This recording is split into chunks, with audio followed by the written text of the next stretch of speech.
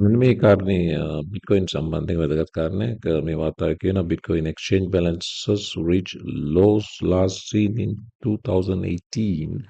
මේක වැදගත්කම තමයි 2018 දැකපු බොටම් එක වගේම බොටම් එකක් බිට්කොයින් exchange balances සම්බන්ධයෙන් මේ වෙනකොට ක්‍රියේට් වෙලා තිනවා. chart එක පෙන්නන මේක බලමු විශාල වශයෙන් පැහැදිලිව මේක පේන්නේ නැති වුණත් මේ බ්ලූ පැච් එකේ 2000 මේ අවස්ථා කීපයක බිට්කොයින් බොටම්ස් මේ එක්ස්චේන්ජ් වොලියුම් එක එක්ස්චේන්ජ් සප්ලයි එක ඩ්‍රොප් වුණ අවස්ථා තියෙනවා. ඒ ඩ්‍රොප් වුණ අවස්ථා එක මේ වයිට් ලයින් එක බිට්කොයින් ප්‍රයිස් එක බැලුවොත් ඒ ඩ්‍රොප් වෙච්ච හැම අවස්ථාවකම බිට්කොයින් ඊළඟට නිව් ඕල් ටයිම් හයි එකකට ගිහිල්ලා තමයි නතර වුණේ. ඒක මේ 2017 18 එක්ස්පීරියන්ස් එකත් එහෙමයි. ඊට පස්සේ 2020 21 මේ ඩ්‍රොප් එක එක්ස්පීරියන්ස් එකත් එහෙමයි.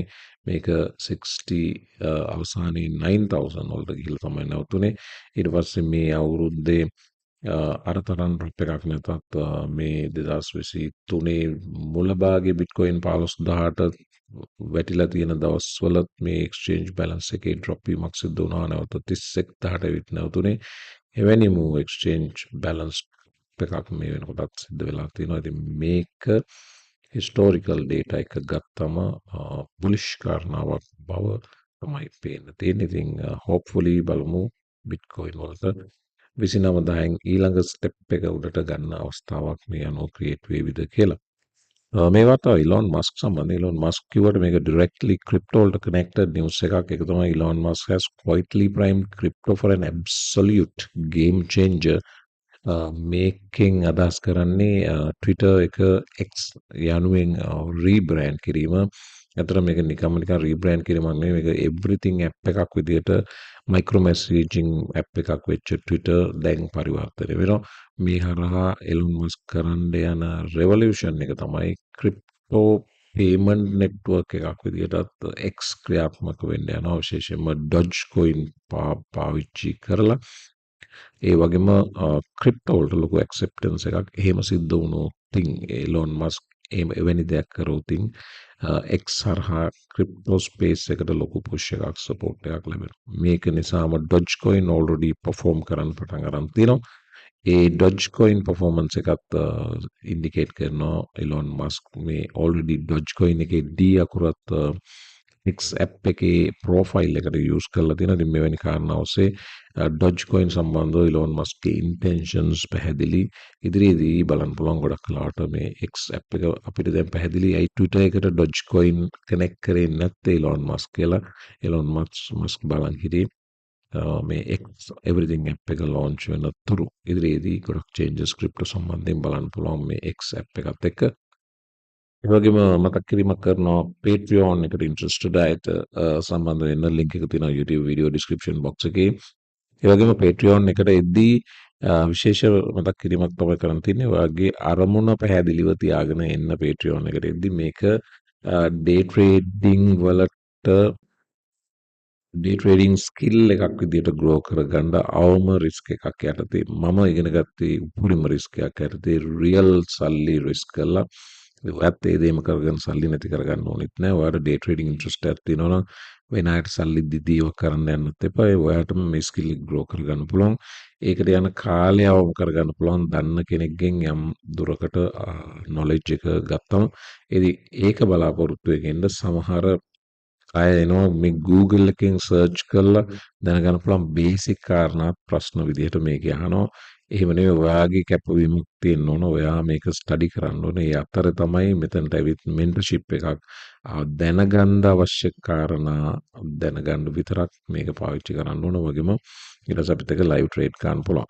එහෙම නැතුව මේ Google එකේ සර්ච් කරලා හොයන්න පුළුවන් එක්ස්ට්‍රීම්ලි බේසික් දේවලුත් දැනගන්න Tamanට උවමනාවක් නැතුව ඒකත් තවත් කෙනෙක්ගෙන් අහන්න වගේ කම්මැලිකමට ඉන්නවා නම් එහෙම ඉන්න එපා. මේකට Patreon එක ඔයාගේ සල්ලි නාස්ති කරන්නත් එපා. අනිත් අය කාලේ නාස්ති කරන්නත් එපා. හොඳම දේ වෙන අතක් බලාගන්න එක. ඩේ ට්‍රේඩින් වගේ ස්කිල් එකක් ග්‍රෝ කරන්න ඔයාට උවමනාවක් තියෙන්න ඕනේ. ඒ උවමනාව ඉන්ට්‍රස්ට් එක නැත්තම් තේරුමක් නැහැ. අනිත් කාරණාව තමයි සල්ලි ඉස්සර කරගෙන එන්නත් එපා. ඒ කියන්නේ ඔයා day 1 ඉඳලා මේක earn කරන්න බෑනේ. කිසිම profession එකක් ඒ ඉගෙන ගන්න පළවෙනි දවසේ ඉඳලා හම්බ කරන්න බෑනේ. ඒ ඕන වෘත්තියක් එහෙමයි. ඉතින් ඒ වෘත්තියේ skill එක grow කරගෙන ඔයා ඒකේ mature වෙලා ඔයා ඒකේ independently කරන්න පුළුවන් තරමට grow වෙනකන් ඉන්කම් එක නෙවෙයි එක්ස්පෙක්ට් කරන්න ඕන ස්කිල් එක. ඉන්කම් එක පස්සේ පන්නන්න ගියොත් ස්කිල් එක grow වෙන්නේ නැහැ. ඒ නිසා ස්කිල් එක grow කරන්න නම් ස්කිල් එක සම්බන්ධයෙන් mindful විය යුතුයි. ඉතින් ඒ බේසික් කාරණා ටික හිතාගෙන ඉන්නේ ඒ විදිහේ ස්කිල් එකක් grow කරන්න වෙනවා කියලා හිතාගෙන ඉන්න. නැත්තම් ආපු දවස් ඉඳලා ට්‍රේඩ් එකක් ගත්තා. මේ ගේම් එකේදී ට්‍රේඩ් loss වෙනවා, profit වෙනවා වගේම loss වෙනවා. ට්‍රේඩ් loss වුණාම අර කඳුළු පෙරන ඉමෝජි දදා එහෙම කරන්න අමාරුයි මේ වැඩේ. ඉතින් ඔයා දැනගන්න ඕනේ ඒක part of the business කියලා. profit එකක් වුණාම already සතුටු වෙ යුතු නැහැ. loss එකක් වුණාම already ඇඬිය යුතුත් නැහැ. මේ දෙකම මේ ගේම් එකේ කොටස් දෙකක්. ඉතින් මේ ඒක අපි ඇබ්සෝර්බ් කරගන්න පුළුවන් නම් long term skill එකක් විදිහට grow කරන්න කැමති නම් මේකට එන්න. එහෙම නැතුව ඔයාට මේ එන මාසේ රෙන්ට් එක ගෙවන්න දැන් ඩොලර් 25ක් 30ක් දාලා මාසේ රෙන්ට් එක හොයාගන්න වගේ එක්ස්පෙක්ටේෂන්ස් වලින් එන්න එපා. ඒ ආපු අය තමයි ගොඩක් කඳුළු පාලන්නේ. ඉතින් ඒක සාර්ථක වෙන්නේ නැහැ. ඒ නිසා මේක පොඩි කාලයක් දී යුතුයි මේක ස්කිල් එක ග්‍රෝ කරගන්න වෙනත් ඕන වෘත්තියක් වගේම. ඉතින් ඒකට අවශ්‍ය කාලය දෙන්න සූදානම් නම් විතරක් එන්න ස්කිල් එකක් විදියට ග්‍රෝ කරගන්න. ඊට පස්සේ ඔයාගේ රිටයර්මන්ට් එක වෙනකන් වුණත් ඔයාට පස්සේ මීට ඩේ ට්‍රේඩ් කළ හැකි. right? ඒ නිසා ඒ එක්ස්පෙක්ටේෂන් එකෙන් එන්න. එහෙම නැතුව తాවකාලික අරමුණු ඔස්සේ ඉන්න එපා. ඔය ඔස්සේම තමයි මෙච්චර කල් සමහර අය දිව්වේ දුවලා තියෙන සල්ලිත් නැති කරගත්තේ. මෙතනට එහෙම එන්න එපා. මේක ස්කිල් එකක් විදිහට ග්‍රෝ කරනවා නම් එහෙම ඉන්ට්‍රස්ට් එකක් තියෙනවා නම් විතරක්ම එන්න. ලින්ක් එක තියෙනවා YouTube video description box එකේ. එතනින් එන්න ඊට පස්සේ දැනුම ෂෙයා කරගමු. මේ තින්නේ ඒඩා 4 hour chart එක. ඒඩා 4 hour chart එක සම්බන්ධයෙන් 4 hour chart එක සම්බන්ධයෙන් නෙවෙයි ඒඩා price එක සම්බන්ධයෙන් විශේෂ කාරණාවක් කිය යුතුයි. දැන් සතත 30 තියෙන්නේ price එක. පසුගිය දිනවල මේ සතතිය අවස්ථා කීපයකම මේ line එකක් දාලා තියෙනවා. ඒක almost 30 cents.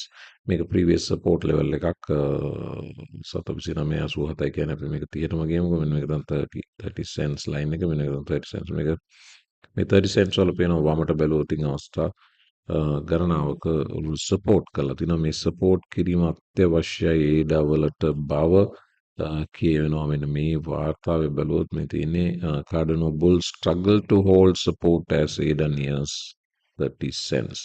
ඉතින් මෙතනින් වැටුණොත් යම් හේකින් ඊට පස්සේ ලොකු අමාරුවක ඒඩා වැටෙන බව තමයි මේක කියවෙන්නේ.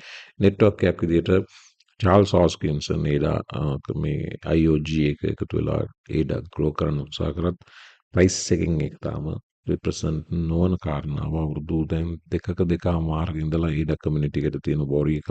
ඒ වොරි එක තවම ඉවර නැහැ. මේ වෙනකොටත් ඒඩා උත්සාහ කරනවා සතතියෙන් උඩට බනින්න. මේක තමයි ඒඩා වල අලුත්ම තත්ත්වය. ඒඩා එකතු කරනවා නම් කවුරු හරි long term එකතු කරන්න තමයි වෙන්නේ. ළඟ රෙස්පොන්ස් එකක් ඒඩා එකෙන් බලාපොරොත්තු වෙන අමාරු බව තමයි මගේ හැඟීම. එක මේසක වාඩිලා ඉන්න බිලියනර්ස්ලා 4 දෙනෙක්ගේ ඡායාරූපයක් සාමාන්‍යයෙන් දුර්ලභ ඡායාරූපයක්. ළමයි ඉන්නේ all in podcast එකට සම්බන්ධ වෙන ඒ 4 දෙනා චමත් පලිපිටියක් තියෙන පෞගේ කාලේ මම හිතන්නේ බිලියනර් තත්ත්වෙන් පොඩ්ඩක් පහළට වැටුණා. මේ බිස්නසස් කීපයක් ලොස් වුණා වගේම මාකට් වැටුණ නිසා මම හිතන්නේ දැන් ෆෝබ්ස් එකේ වර චෙක් කරන්න පුළුවන් චමත් ආයිමත් back to billionaire කියලා. ඉතින් ඩේවිඩ් සැක්ස් ඩේවිඩ් ෆ්‍රීඩ්බර්ග් සහ ජේසන් කැලහනිස් මේ අය තමයි මේකේ ඉන්නේ අති දක්ෂ විවිධ ක්ෂේත්‍ර ඔස්සේ දක්ෂතා පෙන්වපු ඉතින් දක්ෂ නැත්නම් බිලියන වෙන්න බෑනේ. අය තමයි මේ ඉන්නේ. යංග කමියුනිටි එකක්. මේ අර ගොඩාක් වයස්ගත බිලියනර්ස්ලා නෙවෙයි. මේගොල්ලෝ තරුණ ඒජ් එකේ ඉන්න early 40s නැත්නම් between 40 to 50 ඒජ් එකේ ඉන්න බිලියනර්ස්ලා කණ්ඩායමක්. ඉතින් හොඳ ඔන්ලයින් පොඩ්කාස්ට් එක ෆලෝ කරනවා නම් ඔයාලට ඉන්ස්පයර් වෙන්න පුළුවන් මේගොල්ලෝ ෂෙයා කරන කාරණාත් එක්ක. මේගොල්ලෝ ක්‍රිප්ටෝ වලට ඩිරෙක්ට්ලි කනෙක්ටඩ්. මම හිතන්නේ මේ 4 දෙනාම බිට්කොයින් හෝල්ඩ් කරනවා. චමත් පලිය පිටේම ඩොලර් 100 200 කාලේ මම හිතන්නේ බිට්කොයින් ගත්තේ ඒවා හැමම තාමත් තියෙනවා. මේ අනිකුත් ඉන්වෙස්ටර්ස්ලාත් ඉන්ට්‍රස්ටඩ්. අනිත් එක මේකේ විශේෂත්වය මේ 4 දෙනාම ඉලොන් මස්ක් එක්ක ඉතාම ළඟින් ආශ්‍රය කරනවා. ඉලොන් මස්ක්ගේ සමහර SpaceX වගේ ප්‍රොජෙක්ට්ස් වල ඩිරෙක්ට්ලි සපෝට් කරන අය ඉන්නවා. එවැනි වූ ක්‍රිප්ටෝ වලට කනෙක්ටඩ් බිලියනර්ස්ලා 4 දෙනෙක්ගේ ඡායාරූපයක්. බිට්කොයින් සම්බන්ධයෙන් බියවිය යුතු නැති බවට පේන තව chart එකක් තමයි මේක. මේ ඇවිල්ලා supply last active රතු බෑන්ඩ් එක 1 years ago, supply last active green එක 3 years ago, orange එක 2 years ago, blue එක 5 years ago අපිට පේනවා. එතුවක් කල් බිට්කොයින් අවසාන වරට අවුරුද්දක් යනකම් තාමත් ට්‍රාන්සැක්ෂන් එක නොකරපු, අවුරුදු 2ක් 3ක් 5ක් යනකම් ට්‍රාන්සැක්ෂන්ස් නොකරපු අයගේ ප්‍රමාණය ග්‍රෝ වෙගෙන යනවා. ඒ කියන්නේ මේගොල්ලෝ අවුරුදු බ්ලූ එකේ අවුරුදු 5කින් ට්‍රාන්සැක්ට් නොකරපු අයගේ ප්‍රමාණය ග්‍රීන් එකෙන් අවුරුදු 3ක් යනකම් බිට්කොයින් ට්‍රාන්සැක්ෂන් නොකරපු අයගේ ප්‍රමාණය ග්‍රෝ වෙනකොට පේනවා අපිට බිට්කොයින් වල ඇවිල්ලා ඉන්නේ හෝල් කරන්න මිසක් buy and sell නෙමෙයි, buy and hold. මේගොල්ලෝ ගත්ත අය තාමත් හෝල් කරන් ඉන්න බව, අවුරුදු 5ක් තිස්සේ සෙල් නොකර හෝල් කරන් ඉන්න බව. ඉතින් ඒ නිසා කන්වික්ෂන් එක පැහැදිලි. බිට්කොයින් ඇවිල්ලා තියෙන්නේ යන්න නෙවෙයි, වගේම බිට්කොයින් අරන් තියෙන්නේ දෙන්නත් නෙවෙන බව. ඉතින් ඒක really good news එකක් ක්‍රිප්ටෝ ස්පේස් එකට. පසුගියදා මේ රිපල් නඩු සම්බන්ධ කතාවක්. Ripple chief legal officer Steve ඇල්ඩ්‍රෝටි පසුගියදා එක්තරා සම්මන්ත්‍රණයකදී මේ නඩුව සම්බන්ධයෙන් අදහස් පළ කළා. එතෙන්දී ස්ටිව් ඇල්ඩ්‍රෝටි කිව්වේ මේ නඩුවේදී විනිසුරු වරිගේ තීන්දුව නිවැරදි, වගේම අනිකුත් උසාවි අනිකුත් කෝට්ස් වලත් මේ තීන්දුව යූස් කරන්න ප්‍රෙසිඩන්ට්ස් විදියට අවස්ථාවක් තියෙනවා. වගේම රෙගියුලේටරි ක්ලැරිටි එක ක්‍රිප්ටෝ වලට අත්‍යවශ්‍ය දෙයක්. ඒ ක්‍රිප්ටෝ කමියුනිටි එකට මේ නඩු තීන්දුව රිපල් වලට විතරක් නෙවෙයි, ක්‍රිප්ටෝ කමියුනිටි එකටම වෙන එකක්, ජයග්‍රහණයක් බව සඳහන් කරා. වගේම ඉදිරි අපීල් එකකදී වුණත් chance එකක් රිපල් වලට වැඩි chance එකක් තියෙනවා මේ නඩුව දිනන්න.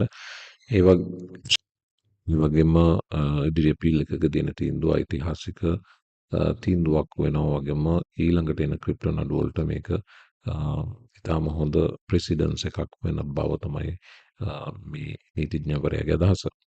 ඩිෆයි ටෝකනයිසේෂන් පැත්තට ඉතාලියේ සෙන්ට්‍රල් බැංකුව විසින් අවධානය යොමු කර තියෙන බවත්, ඒ වගේම Italian central bank backs DeFi tokenization project with Polygon Fireblocks. ඉතින් මේක සපෝට් එකක් දෙනවා විතර නෙවෙයි, ඒගොල්ලොත් එක්ක වැඩ කරන්නත් ඔල්රෙඩි පටන් ගන්න තියෙන බව. මේ ටෝකනයිස් ඇසට් සම්බන්ධයෙන් පසුගිය කාලෙම කතා කරා. ඔයාලට මතක නම් මේක අනාගතේ 4 to 5 ට්‍රිලියන් බිස්නස් එකක් වෙන බවත් සඳහන් වෙනවා. වගේම බ්ලැක් රොක් වගේ ආයතන විශේෂයෙන් සඳහන් කරා මේ ටෝකනයිස් ඇසට් සම්බන්ධයෙන් අපි ඉන්ට්‍රස්ට් කියන එක.